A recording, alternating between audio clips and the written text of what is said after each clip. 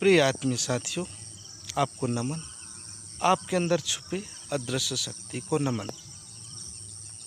मित्रों, आज हम मन की अवस्था को लेकर बात करते हैं। मन की दो प्रकार की अवस्थाएं होती हैं। एक अवस्था है ठहरी हुई और एक अवस्था है दौड़ती हुई। हमारा मन दौड़ रहा है और हम मन पर कुछ प्रयोग करते हैं तो हमारा मन ठहर सकता है। और जैसे हमारा मन ठहरता है, हमारे जीवन में एक अनोखा द्वार खुलता है, एक अलग जीवन स्टार्ट होता है। हमारे स्वभाव की जीवन, हमारे प्रकृति की जीवन, हमारे आनंदमय खुशहाल रहने का जीवन। तो आज हम मन की ठहरी हुई अवस्था को लेकर चर्चा करेंगे और मन की दौड़ती हुई अवस्था को लेकर चर्चा करेंगे। अब मन की जो ये अवस्था है, उसको हम कैसे पहचान सकते हैं?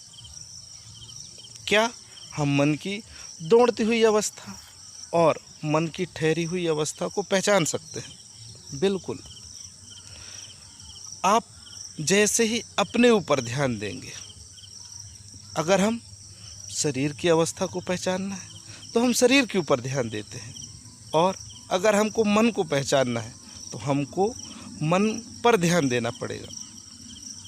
मन जहाँ विचारें उत्पन्न होती है। अब जैसे ही आप शांत हैं, चाहे आप बैठे रहें, चाहे आप लेटे रहें, आप अपने मन में उठ रहे विचारों को देखें। जब हम अपने विचारों पर नज़र डालेंगे तब देखेंगे यार कि हम यहाँ बैठे हैं, हम खाना खा रहे हैं और हमारा मन ऑफिस में है, हमारा मन खेत में है, हमारा मन कॉलेज में है, हमारा मन मंदिर में है, हमारा मन अनेक जगह पर है। और जब हमारा मन अनेक जगह रहेगा, दौड़ता हुआ रहेगा, तो क्या हमारा मन शांत रह सकता है? बिल्कुल नहीं। हमारे जीवन में अशांति का कोई और कारण नहीं है। हमारे जीवन में अशांति का कारण भगवान नहीं है। हमारे जीवन में अशांति का कारण दूसरा कोई नहीं है। हमारे जीवन में अशांति का कारण हमारा मन है, हमारा दौड़ता हुआ मन। तो जब हम अपने विचारों को देखते हैं तब हमें पता चलता है यार कि हमारा जो मन है दौड़ रहा है। और एक समय ऐसी आती है जब आप अपने विचारों को देखते रहेंगे, आप विचारों से परिचित होंगे, आप अपने मन की कलाकारियों को, चालबाजियों को देखते रहेंगे तो आपका मन शांत होगा। और जैसे ही आप शांत होंगे, आपका जीवन आनंद से भर जाएगा। अब हमें एक बात आती है कि हमारा मन शांत होगा तो हमारा जीवन चलेगा कि नहीं। हमारा जीवन जैसे ही मन शांत होकर रहता है, हमारा जीवन और उमंग के साथ, ऊर्जा के साथ, जोश के साथ चलता है और हम अपने काम को और निपुणता से करते हैं।